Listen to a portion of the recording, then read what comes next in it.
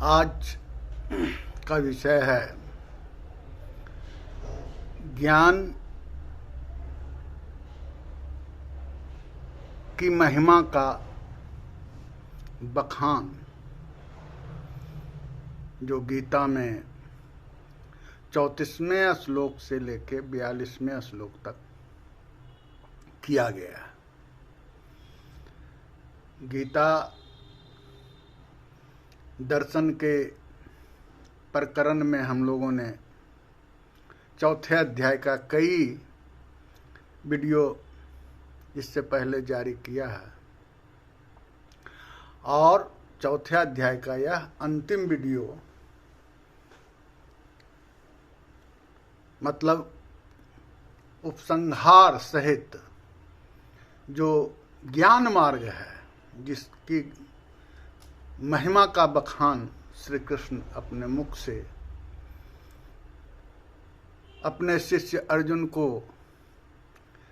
समझाने के लिए किया है, उसकी व्याख्या हम लोग आज इस वीडियो के माध्यम से करेंगे। तो हम लोगों ने देखा कि कर्मयोग का जो विषय है वह इतना व्यापक है कि हर एक श्लोक जो कहा गया है उसमें अलग अलग ढंग से योग की, कर्मयोग की, ज्ञान योग की, भक्ति योग की व्याख्या हमें आकर्षित करता है इस ओर कि जितने सारे भी मार्ग हैं वो सभी का उद्देश्य कर्मयोग के माध्यम से ही अर्जुन को युद्ध के लिए तैयार करने का है। गीता का जो 18वां अध्याय है उसका एकमात्र उद्देश्य यह है कि अर्जुन को, जो किंग कर्तव्य विमूढ़ हो गया है, जो संशयों और द्वंद्वों के कारण निर्णय लेने में असमर्थ हो गया है, वह अपना स्वधर्म भूल गया है। तो भगवान कृष्ण का एकमात्र उद्देश्य अर्जुन के माध्यम से सभी लोगों के लिए है कि वह अपने कर्म को, अपने कर्तव्य को समझे और कर्तव्य पथ पर चलकर अपने उद्देश्य की प्राप्ति करे। तो भगवान श्री कृष्ण इस अध्याय के अंतिम पाठ में खास करके 34वें श्लोक से यह समझाने की प्रयास करते हैं कि ज्ञान का मार्ग अत्यंत ही आवश्यक है और ज्ञान महिमामयी है। ज्ञान से ही मनुष्य जो है अपने कर्तव्य के दायित्वों को समझ सकता है। ज्ञान के माध्यम से ही कर्मयोग की जो स्थिति है उसको प्राप्त करने में सक्षम हो सकता है। तो ज्ञान की महिमा कई उदाहरणों से भगवान श्री कृष्ण यहाँ समझाते हुए अर्जुन को कहते हैं कि तुम जो है युद्ध के लिए तैयार हो जाओ। 42वें श्लोक का उनका माने कथन है कि तुम इस ज्ञान से अपने जो द्वंद्व हैं, जो अपने जो संशय हैं, उसको समाप्त करके युद्ध के लिए तैयार हो जाओ। तो हम 34वें श्लोक 4थे अध्याय का पहले जाने। भगवान श्री कृष्ण कहते हैं, तत्विद्धि प्राणिपातेन परिप्रश्नेन सेव्यया उपदेशन्ति ते ज्ञानम ज्ञानः तत्वदर्शिनः। उस ज्ञान को तत्वदर्शी ज्ञानियों के पास जाकर समझ, उनको भली भांति दंडवत प्रणाम करने से, सेवा करने से और कपट छोड़कर सरलता पूर्वक प्रश्न करने से परम तत्व को भली भांति जानने वाले ज्ञानी महात्मा तुझे उस तत्व ज्ञान का उपदेश करेंगे। भगवान श्री कृष्ण यहाँ सबसे पहले अर्जुन को यह बताते हैं कि जो मनुष्य तत्व ज्ञान को नहीं समझता, तत्व ज्ञान क्या है? जो परमात्म ज्ञान है, परमात्मा संबंधी ज्ञान है, जगत संबंधी ज्ञान है, माया संबंधी ज्ञान है, जो मेरा और परमात्मा के साथ संबंधों को बताने वाला ज्ञान है। बंधन क्या है, मुक्ति क्या है, माया क्या है, आत्मा क्या है, आत्मा और शरीर का संबंध क्या है, जगत में अविद्या क्या है, किस कारण जीव जो है शरीर को ही आत्मा मानने लगता है, अहंकार क्या है, इन सारे विषयों का जो ज्ञान देता हो वो तत्ववेत्ता है।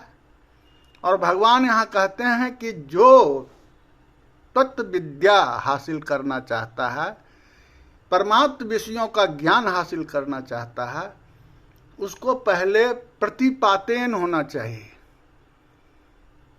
प्राणिपातेन। कहते हैं प्रणिपातेन। प्रणिपातेन का मतलब दंडवत प्रणाम करते हुए, और सेवा का भाव से।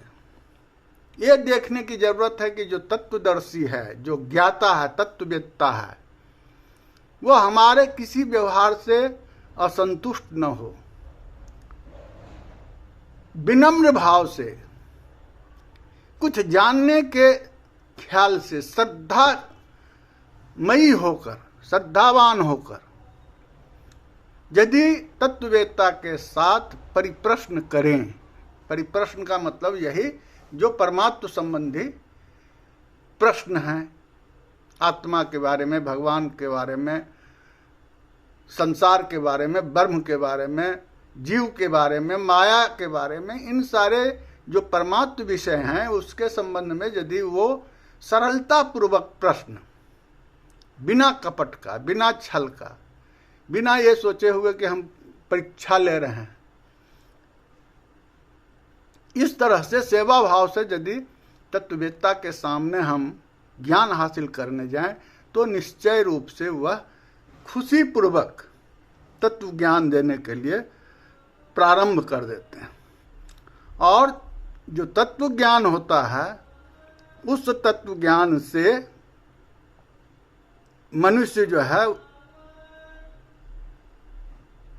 इन सारे जो विषय हैं, जो तात्विक विषय है, उसके बारे में जानकर वह लाभान्वित होता है। इसलिए भगवान श्री कृष्ण जो है पहले ये विधि बताते हैं कि किस तरीके से ज्ञान हासिल किया जाए, किस तरह से जो तत्ववेत्ता हैं उनको आकर्षित करके उनसे इन परमात्म विषयों के बारे में ज्ञान प्राप्त किया जाए। और उसकी ये विधि बताते हैं। फिर अर्जुन को 36वें श्लोक में कहते हैं कि मैं तुझे जानता हूं, तुम जो है महान आत्मा हो, तुम मेरे सखा हो, मेरे मित्र हो, मैं जानता हूं कि तुम जो है पुण्यात्मा हो। फिर भी वो कहते हैं 36वें श्लोक में, अपि चेत असि पाप्यभ्यम सर्वेभ्यम पापम कृतम सर्वं ज्ञान प्लेवेनम एव वृजनम संतरिष्यसि। यदि तुम अन्य सब पापियों से भी अधिक पाप करने वाले हो, तो भी तुम ज्ञान रूपी नौका द्वारा निसंदेह संपूर्ण पाप समुद्र से भली भांत तर जाएगा। कहते हैं अर्जुन, मैं तुझे जानता हूं कि तुम पुण्यात्मा हो, लेकिन मैं स्पष्ट तुमको आश्वासन देता हूं, आश्वस्त करता हूं, एक सखा होने के नाते, एक गुरु होने के नाते, जो भी तुम समझो, मैं तुमको आश्वस्त करता हूं कि तुम यदि पापियों से भी, सभी जो पापी लोग हैं उन सभी पापियों से भी यदि तुम ज्यादा पाप किया है, तब भी जो पाप रूपी समुद्र है उससे तुम ज्ञान रूपी नौका से तुम सारे पापों को समाप्त करके समुद्र पार कर सकते हो, तुम्हारा उद्धार हो सकता है। कहने का मतलब कृष्ण का यह है कि चाहे कोई भी मनुष्य, चाहे जितना भी पुण्य किया हो या पाप किया हो, यदि पुण्य भी पाप करने वाला तो नरक भोगेगा, लोक परलोक सब तरह से जाएगा, ये तो सुनिश्चित है, सब जानता ही है। लेकिन भगवान कृष्ण का यहाँ इशारा है कि यदि तुम पुण्यात्मा भी हो, पुण्य भी किए हो, तब भी तुमको जो कर्म का फल है, यदि सकाम भाव से तुम कर्म भी करते हो, और सकाम भाव ही है पुण्य कमाना, सकाम भाव से यदि पुण्य की प्राप्ति भी होती है, तब भी तुम्हें पुनर्जन्म लेना ही होगा। और वह ज्ञान मार्ग के द्वारा उसे आश्वस्त करते हैं कि यदि तुम ज्ञान मार्ग को अपना लो, ज्ञान रूपी नौका पर सवार हो जाओ, तो तुम चाहे पुण्य किया हो या पाप किया हो, तुम्हारे सारे कर्म और कर्म फल जलकर नष्ट हो जाएंगे, तुम कर्म बंधन से मुक्ति पालोगे और तुम्हें पुनर्जन्म की आवश्यकता नहीं होगी, और तुम जो है साक्षात ब्रह्मसात हो जाओगे, तुम्हारा कल्याण हो जाएगा, तुम मोक्ष प्राप्त कर लोगे और तुम्हें जीवन मरण के चक्र में फंसने की जरूरत नहीं पड़ेगी। यह स्पष्ट उनका उद्बोधन है इस श्लोक के द्वारा कि यदि तुम पाप भी किया हो या पुण्य किया, जो कुछ भी किया हो, जो भी तुम्हारा संचित है अब तक, वो सारे के सारे समाप्त हो जाएंगे, नष्ट हो जाएंगे, यदि तुम ज्ञान की नौका पर सवार हो जाओ, यदि तुम ज्ञान हासिल कर लो, तत्वदर्शी बन जाओ, तुम आत्मा और परमात्मा के बातों को समझ लो, तुम्हारा जो संशय है, तुम जो अभी यह समझने में असमर्थ हो कि क्या पाप है और क्या पुण्य है, तो मैं तुझे समझा रहा हूं। भगवान श्री कृष्ण कहते हैं कि तुम इन सभी से मुक्ति पालोगे यदि तुम यह सोच लो कि हम ज्ञान प्राप्त कर लें। और ज्ञान प्राप्त करने का रास्ता उन्होंने 34वें श्लोक में ही बताया कि किसी तत्ववेत्ता के सामने तुम तत्व ज्ञान का लाभ ले सकते हो। यहां अर्जुन को ही नहीं समझा रहे हैं भगवान कृष्ण। अर्जुन को तो वो जानते हैं कि वो तत्वदर्शी भी है, उसे तत्व ज्ञान है, लेकिन अर्जुन के माध्यम से हम सभी लोगों को ये ज्ञान दे रहे हैं, क्योंकि वो उनका उद्देश्य ही है। 4थे अध्याय में ही कहे कि हम जो है धर्म की संस्थापना करने आए हैं, तो सिर्फ वो अर्जुन को माध्यम नहीं बना रहे हैं, वो सारे संसार के जो मनुष्य हैं, जो पुरुष हैं, जो जीव हैं, जो तत्व ज्ञान हासिल करना चाहते हैं, जिनको ईश्वर के प्रति, परमात्मा के प्रति लगाव है, जो इस रहस्य को जानना चाहता है, उन सभी को भगवान श्री कृष्ण इस श्लोक के माध्यम से बताते हैं कि तत्ववेत्ता जो है तुम्हें ये ज्ञान देगा, और ये ज्ञान यदि तुम प्राप्त कर लेते हो तो तुम्हारा जो पूर्व जन्म का कर्म फल भी है वो सब समाप्त हो जाएगा। और फिर 36वें श्लोक में वो ज्ञान रूपी नौका का तुलना करते हैं कि ज्ञान रूपी नौका तुम्हें इस जगत जो पापमय है उससे उबार सकता है, यानी ज्ञान ही है जो तुमको उद्धार कर सकता है। और 37वें श्लोक में जो है वो कहते हैं ईंधन को जिस तरह से अग्नि जला देती है,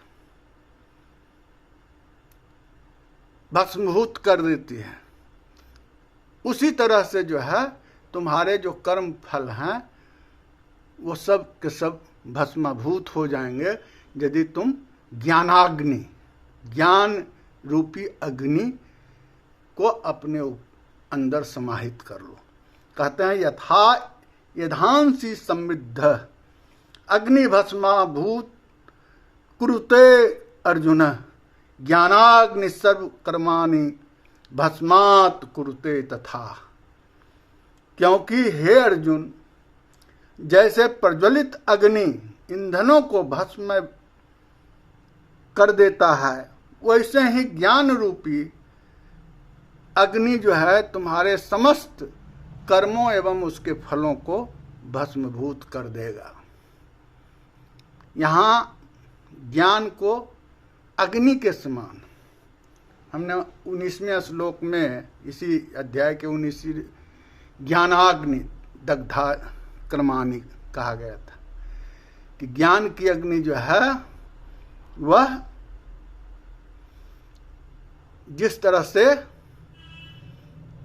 भस्मीभूत कर देता है, जिस तरह से अग्नि जो है ईंधन को जलाता है, वैसे ही यदि ज्ञान हो जाए तो सारे जो हमारे पाप पुण्य हैं, जो हमने कर्म बटोर के रखा है, कई प्रकार के जो हमारे संचित कर्म हैं, प्रारब्ध कर्म हैं, क्रियामान कर्म है, सब के सब भस्मीभूत हो जाएंगे, सब जल के राख हो जाएंगे। ये ज्ञान की अग्नि की शक्ति है। तो भगवान यहाँ जो है ये समझाने का कोशिश किया है हम सबों को कि जिस तरह से ईंधन को अग्नि जला के राख कर देती है, उसी तरीके से जो हमारे कर्म और कर्म फल है, वो चाहे वो पाप का कर्म फल हो या पुण्य का कर्म फल हो, ये ज्ञान की अग्नि जो है इसको भस्मीभूत कर देता है। तो यहाँ जो भगवान ने तुलना किया है ज्ञान की, तत्व ज्ञान की अग्नि से, वह अत्यंत ही हमें मार्गदर्शक प्रतीत होता है। क्यों? क्योंकि जो अज्ञानी है, जिसमें ज्ञान नहीं है, वो फर्क नहीं कर सकता पाप को, पुण्य को, कर्म को, अच्छा बुरा को, वह अज्ञानता के ही कारण है। यदि ज्ञान प्राप्त हो जाए तो निश्चय ही मनुष्य अपने ज्ञान के माध्यम से वह जो है अपने सारे जो पाप कर्म हैं या पुण्य कर्म है उसको समझ करके करेगा, और जिससे वो न तो संचित हो सकता है और न ही जो है उसका प्रारब्ध में आएगा, और न प्रारब्ध में होगा। और यदि वो वर्तमान जीवन भी अपना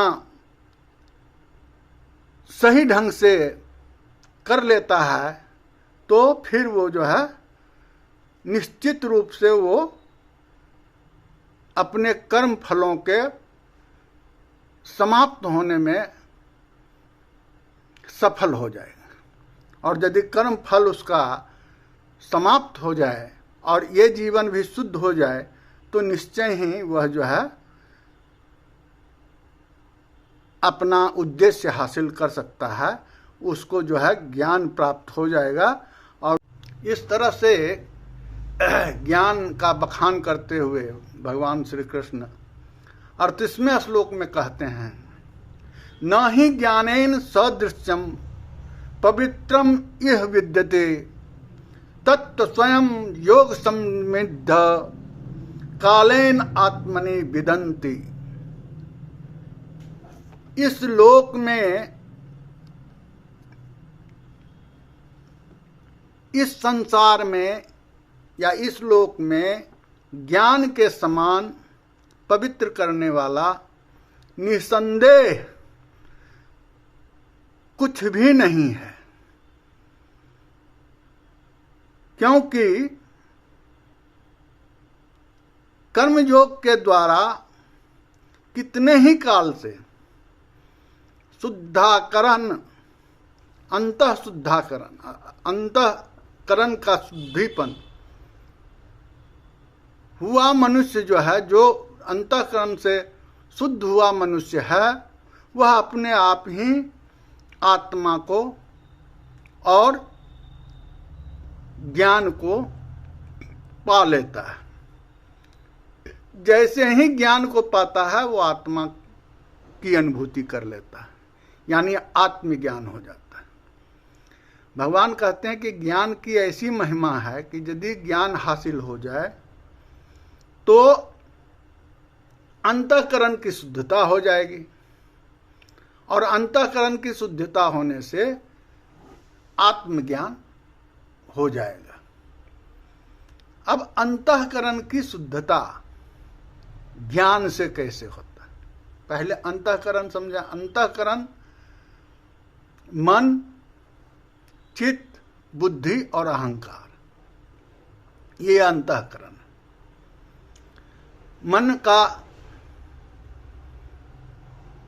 मन पर नियंत्रण कैसे संभव होगा? मन चंचल है, हर हमेशा जिस चीज को देखता है उसी के ऊपर जो है मन चला जाता है, वही चीज चाहने लगता है।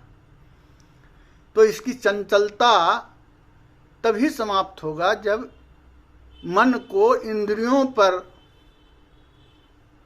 विजय हो, इंद्रियों को संयमित करे।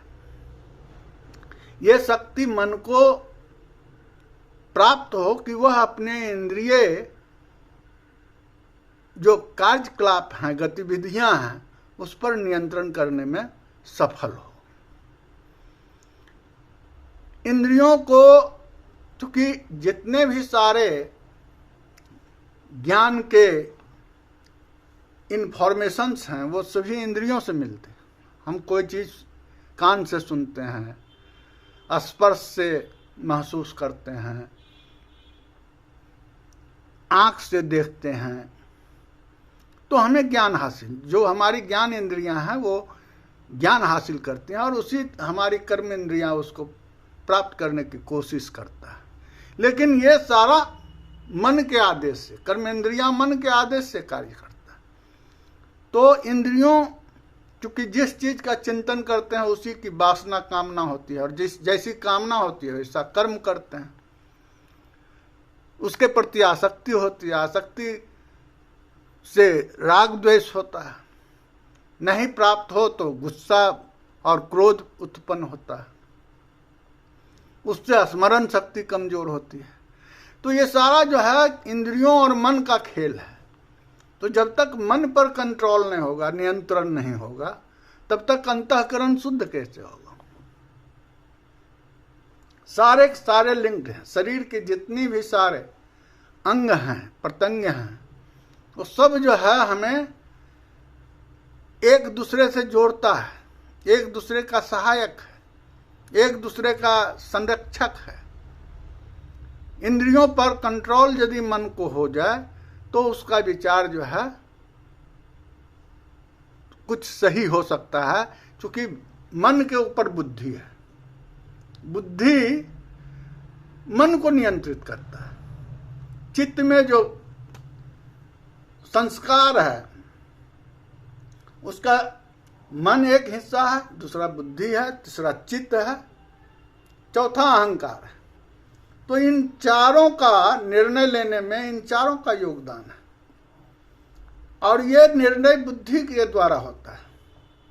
बुद्धि इन चारों को अपने ढंग से नियंत्रित करता है, संचालित करता है। तो बुद्धि का भी महत्व है।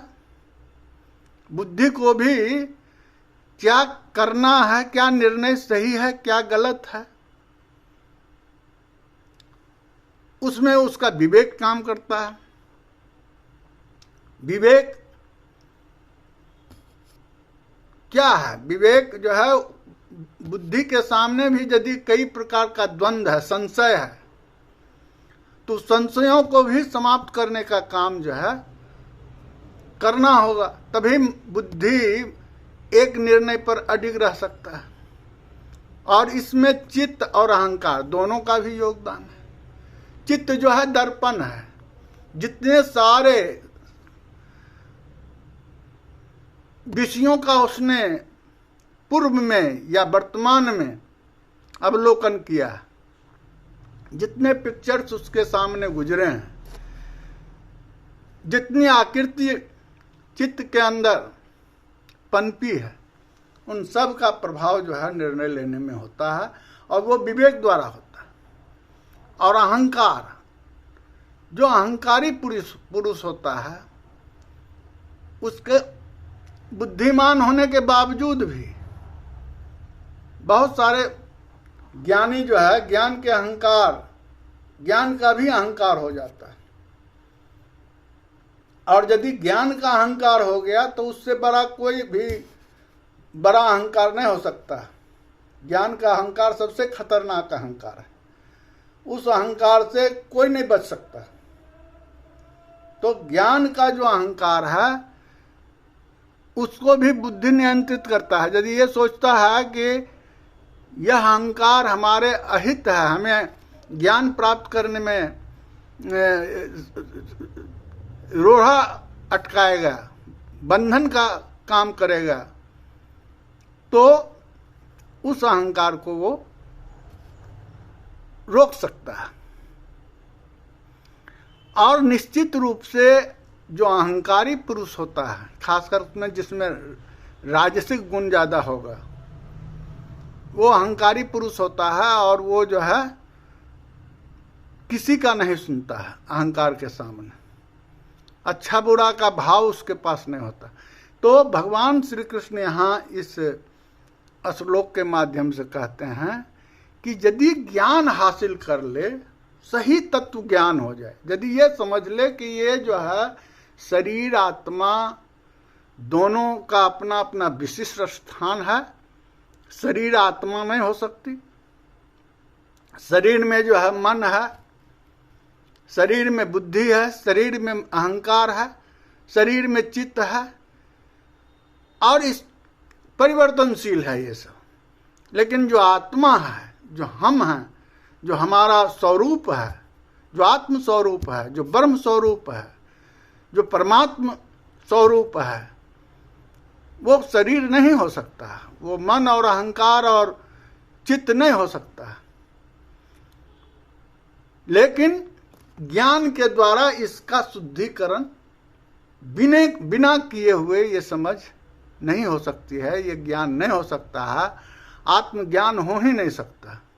इसलिए अंतःकरण की शुद्धि, जितने सारे प्रलाप हैं, जितने सारे प्रयोग किए जाते हैं ईश्वरत्व को प्राप्ति करने के लिए, वो सारे के सारे निर्भर करते हैं हमारे अंतःकरण पर। अंतःकरण में जो हमारा संस्कार से पल्लवित पोषित हो रहा है, जो कई जन्मों का संचित कर्म को ढोए जा रहा है संस्कार के रूप में, वो प्रभावी होता है। तो ज्ञान जो है हमारे अंतःकरण को शुद्ध करता है। और भगवान कहते हैं कि जिस मनुष्य का अंतःकरण शुद्ध हो जाता है, उसको तुरंत आत्मसात हो जाता है, वह तुरंत ज्ञान से आत्मा की अवस्था को अनुभव करने लगता है। तो आत्मज्ञान के लिए अंतःकरण का शुद्धिकरण होना जरूरी है। और भगवान यहाँ कहते हैं कि वह अंतःकरण की शुद्धि बिना ज्ञान का नहीं होगा। और ज्ञान किसका? तो तत्व ज्ञान का। जब तक तत्व ज्ञान नहीं होगा, जब तक आत्मा, परमात्मा, जगत, माया, ब्रह्म इत्यादि को नहीं जान पाएंगे, तब तक जो है अंतःकरण की शुद्धि संभव नहीं है। और हमें जो है फिर 39वें श्लोक में भगवान जो है कहते हैं अंतःकरण की शुद्धि के बाद कि जो श्रद्धावान है, जो श्रद्धावान पुरुष होता है, उसी को वही जितेंद्रिय हो पाए। और जब तक वो जितेंद्रिय नहीं होगा, तब तक जो है वो ज्ञान हासिल कैसे कर सकता है। तो उन्होंने 39वें श्लोक में कहा है, श्रद्धावान लभते ज्ञानम तत्परम संजेतेन्द्रिये ज्ञानम लब्धा परम शांतिम अचिरेण अधिगच्छति। जितेंद्र, साधन परायण, श्रद्धावान मनुष्य ज्ञान को प्राप्त होता है तथा ज्ञान को प्राप्त होकर बिना विलंब के तत्काल ही भगवत प्राप्ति, परम शांति को प्राप्त हो जाता है। भगवान यहां स्पष्ट कर देते हैं कि जब तक श्रद्धा नहीं होगा ज्ञान प्राप्ति के प्रति, तब तक ज्ञान का लाभ नहीं मिल सकता। और श्रद्धा जब हो जाए तभी वो जितेंद्रिय हो सकता है। अपने इंद्रियों पर विजय उसकी तभी हो सकती है। यदि वह जानना नहीं चाहेगा, यदि वह उसकी सोच समझ अस्थिर नहीं होगी, जब तक उसकी बुद्धि अस्थिर नहीं होगी, मन पर उसका नियंत्रण नहीं होगा, तब तक मंद कोई इंद्रिय पर विजय नहीं प्राप्त हो सकता। जितेंद्रिय तभी होगा जब उसकी बुद्धि स्थिर हो, बुद्धि से मन को कंट्रोल करे और मन जो है इंद्रियों पर नियंत्रण करे, तभी उसको सही ज्ञान हासिल हो सकता है। और जब ज्ञान जैसे ही हासिल हुआ, वैसे ही वो परम शांति को प्राप्त कर ले, भगवत प्राप्ति हो जाए। ज्ञानम तत्परम, यहां कहा गया है कि जैसे ही ज्ञान हासिल होता है कि वो तुरंत ही ईश्वर की प्राप्ति में कामयाब हो जाता है, ईश्वरत्व को प्राप्त कर लेता है, आत्मत्व को प्राप्त कर लेता है, परमत्व को प्राप्त कर लेता है, और वो जितेंद्रिय को होगा। वो सभी को संभव नहीं है। इसलिए भगवान का स्पष्ट आदेश है कि मनुष्य को जो है ज्ञान की महत्ता को समझने की आवश्यकता है।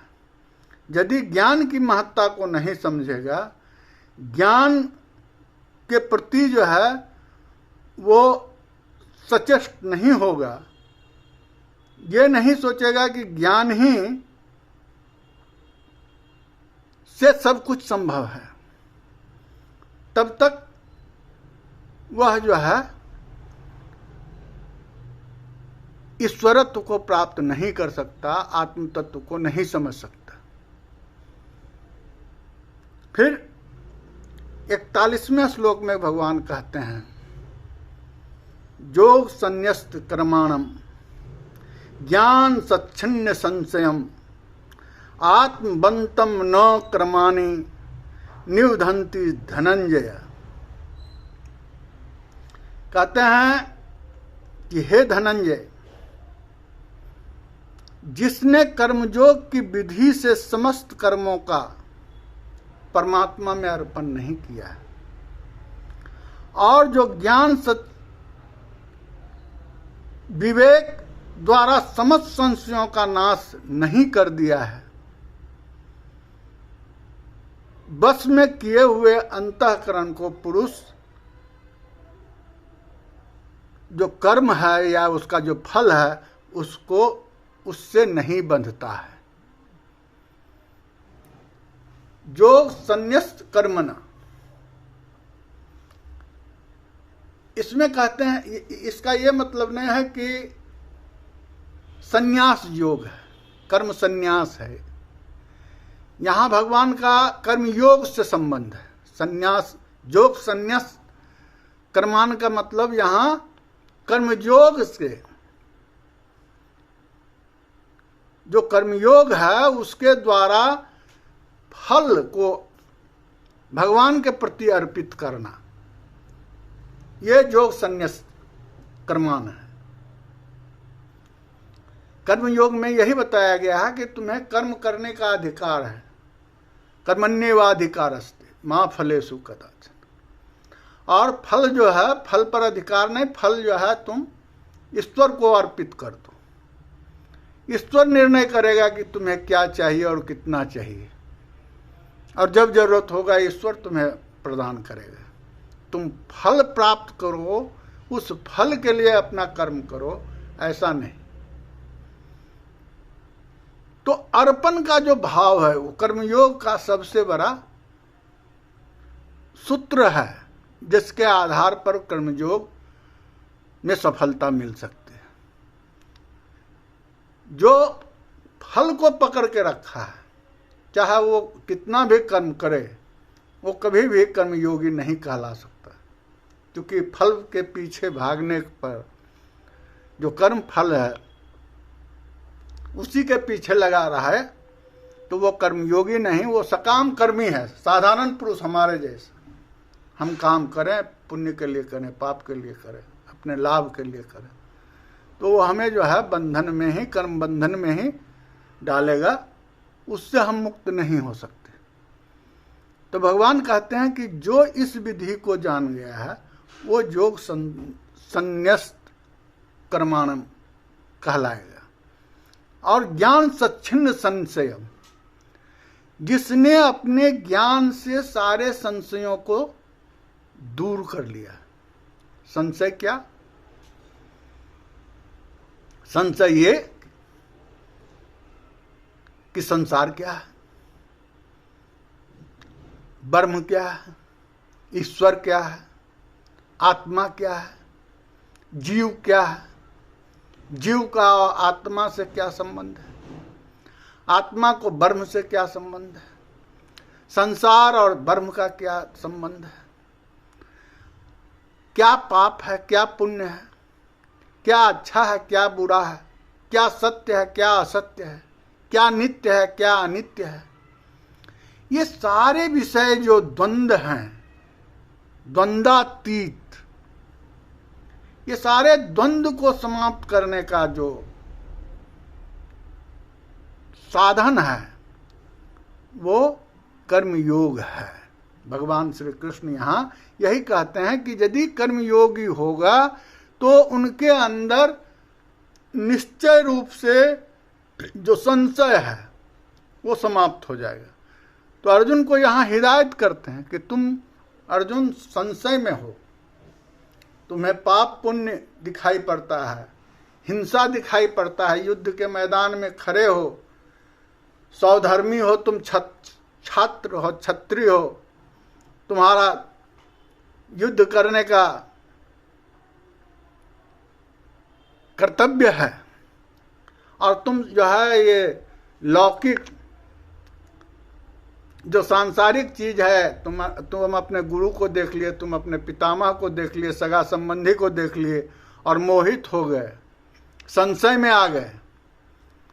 तो तुम्हें यदि तत्व ज्ञान का आभास हो गया है तो तुम ज्ञानी हो गए, और जब तुम ज्ञानी हो गए तो तुम अपना सारा संशय जो है उसको समाप्त कर लो। जब तक तुम्हारा संशय समाप्त नहीं होगा तब तक तुम जो है सच्चे अर्थ में कर्मयोगी नहीं हो सकते। भगवान का यही आदेश।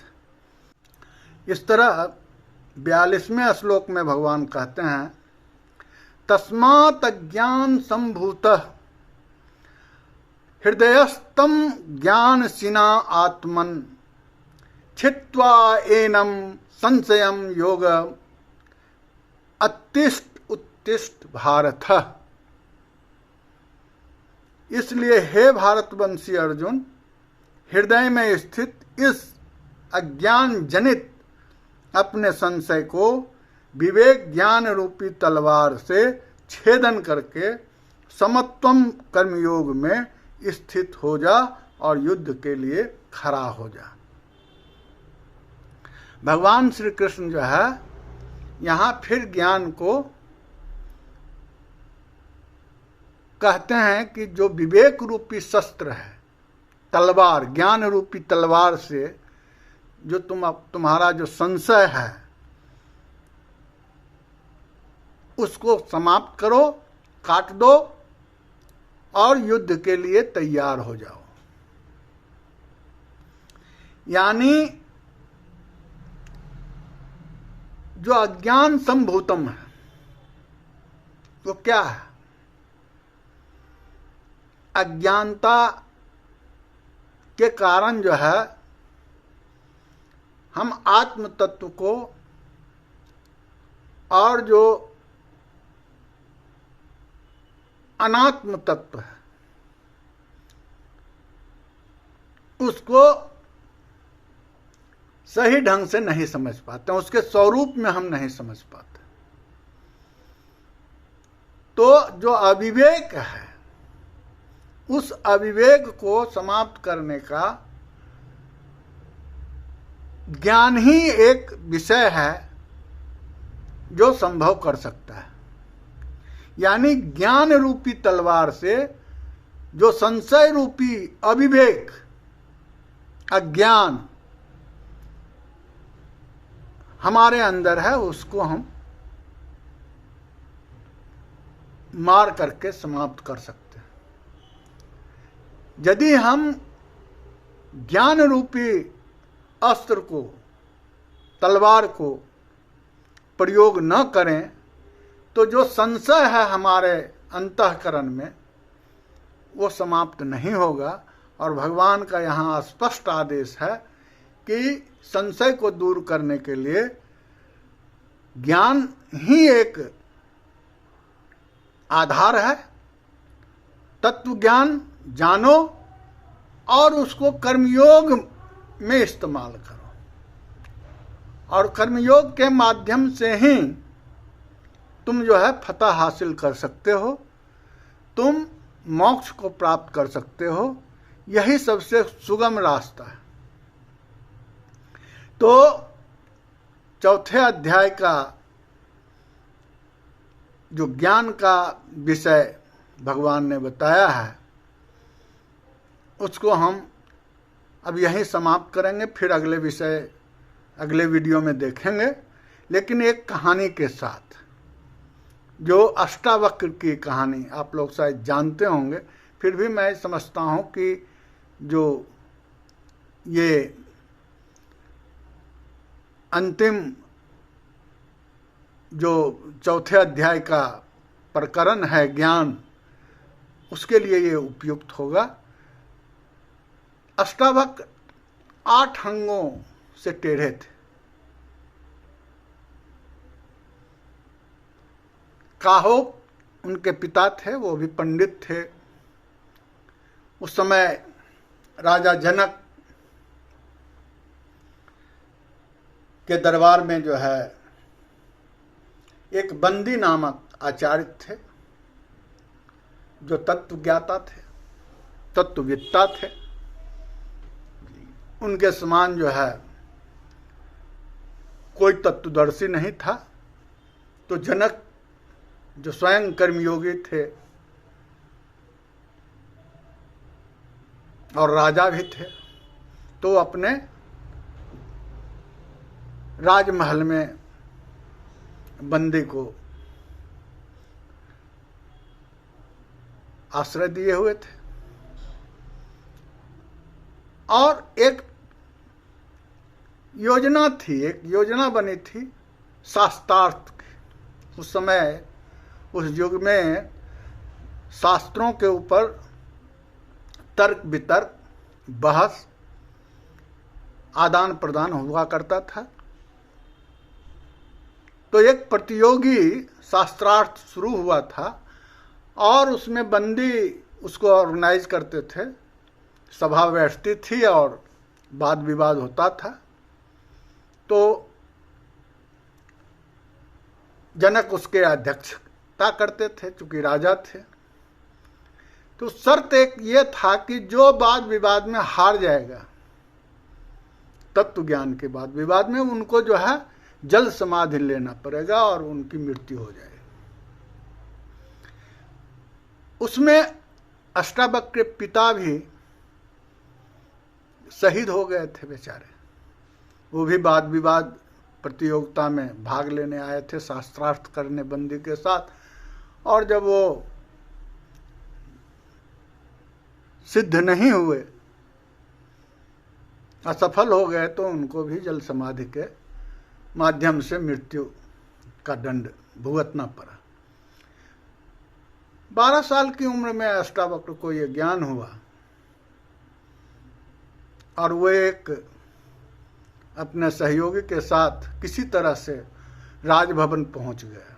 अपनी माँ से बात किया था अष्टावक्र ने, और जब राजभवन पहुंचे तो जो द्वार, राज भवन का द्वार था, दरवाजे था, वहीं से कहना शुरू किए कि मुझे जो है बंदी से शास्त्रार्थ करना है, मुझे वहां पहुंचाओ। और किसी तरह से द्वारपाल रोक रहे थे, फिर भी देख रहे थे कि ये तो अभी बच्चा है, अभी वो भी अपंग है, इसको क्या मालूम है ये क्या शास्त्रार्थ बंदी से करेगा। लेकिन संयोग से ये खबर जो है जनक को लगी, और जनक ने कहा कि चलो कोई भी कहता है तो उसे बुलाया जाए। और राजसभा लगी हुई थी, बंदी भी वहाँ थे जो शास्त्रार्थ करते थे। बहुत सारे शिष्य लोग जो है राजसभा में बैठे हुए थे। वहाँ लाया गया अष्टावक्र को। जैसे ही अष्टावक्र आया, वो सारे के सारे हंसना शुरू किए, ये देख करके कि ये तो एक तो बच्चा है और उसमें भी ये जो है 8 अंग से जो है अपंग है, और ये क्या ज्ञान अभी हासिल किया है जो ये शास्त्रार्थ करने आया। तो उसके चेहरे के हाव भाव को देख करके सब में हंसी आ गई, जनक भी हंसने लगे। उसके बाद जो है अष्टावक्र कहते हैं कि मैं तो सोचा था कि राजभवन में विद्वान लोग होंगे, उनसे शास्त्रार्थ करने का मौका मिलेगा, यहाँ तो सब मूर्खों की जमात है, यहाँ तो सब गए गुजरे लोग हैं जिनको ये पता ही नहीं है। क्योंकि वो भी हंसना शुरू किए थे। जब लोग सब हंस रहे थे तो अष्टावक्र भी हंसना शुरू किए। तो जनक उनसे पूछा कि आप क्यों हंस रहे हैं? कहा कि मुझे हंसी आप लोगों के ऊपर आ रही कि आप लोग क्यों हंस रहे थे। मेरे शरीर को देख करके, मेरे चमड़े को देख करके, हार मांस शरीर को देख करके आपने ठहाका लगाया।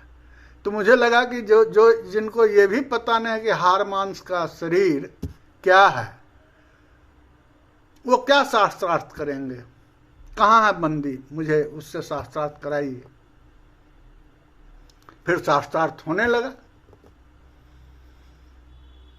बंदी सवाल पूछते थे, प्रपंच क्या है, माया क्या है, ये जवाब देते थे। आत्मा क्या है, जवाब दिया गया था। जीव क्या है, जवाब देते थे। संसार क्या है, जवाब दिया अष्टावक्र। ब्रह्म क्या है, ईश्वर क्या है, संसार की रचना कैसे हुई, किसने किया, कौन संचालन करता है, जितने सारे परमात्म विषय थे इनका सवाल बंदी ने अष्टावक्र से किया। फिर अष्टावक्र भी काउंटर क्वेश्चन करते थे, उन्होंने भी सवाल किया। बहुत हद तक बंदी जो है सवाल का जवाब दे रहे थे। एक ऐसा समय आया कि बंदी को चुप होना पड़ा। से अष्टावक्र के सवाल का जवाब नहीं मिला। कई बार उनसे कहा गया कि जवाब दीजिए, जवाब दीजिए। जवाब नहीं दे सके और उन्होंने हार मान ली। बंदी ने कहा कि मैं हार गया हूं आपसे और मुझे आप जल समाधि का आदेश दीजिए। अष्टावक्र बोले कि मैं आपको जल समाधि देने के लिए यहां नहीं आया हूं, मैं तो सिर्फ अपने पिता का मौत का, प्रतिशोध का यह एहसास कराने आया कि आप अपने अहंकार में इतने डूब गए, ज्ञान के अहंकार में इतने डूब गए कि किसी की जल समाधि के माध्यम से हत्या करना, मार देना तक भी ये समझ नहीं आया कि हम जो है ज्ञान के अहंकार में हैं। कैसा ज्ञान जो शास्त्रों से लिया गया ज्ञान है। मैंने तो कोई शास्त्र नहीं पढ़ा। अष्टावक्र बोलते हैं कि मैंने कोई शास्त्र नहीं पढ़ा, मेरी कोई उम्र नहीं, हमारी कोई पढ़ाई नहीं, कोई एजुकेशन नहीं। मैं तो सिर्फ अनुभव करके सारे विषयों का उत्तर दिया और मैं जो जानता हूं सिर्फ हमारी आत्मा अनुभव कर रही है। और जो सत्य होता है, जो वास्तविक में है, जिसका अस्तित्व है, उसको जानने की जरूरत नहीं, वो तो है, उसको महसूस करने की जरूरत है। सत्य को किसी शास्त्र से सिद्ध नहीं किया जा सकता। किसी भी शास्त्र में सत्य क्या है, अस्तित्व क्या है,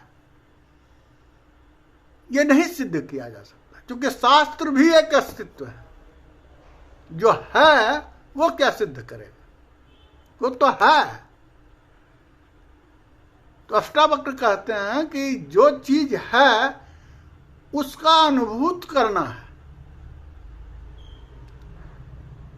जिसका एग्जिस्टेंस है उसको कैसे सिद्ध करेंगे।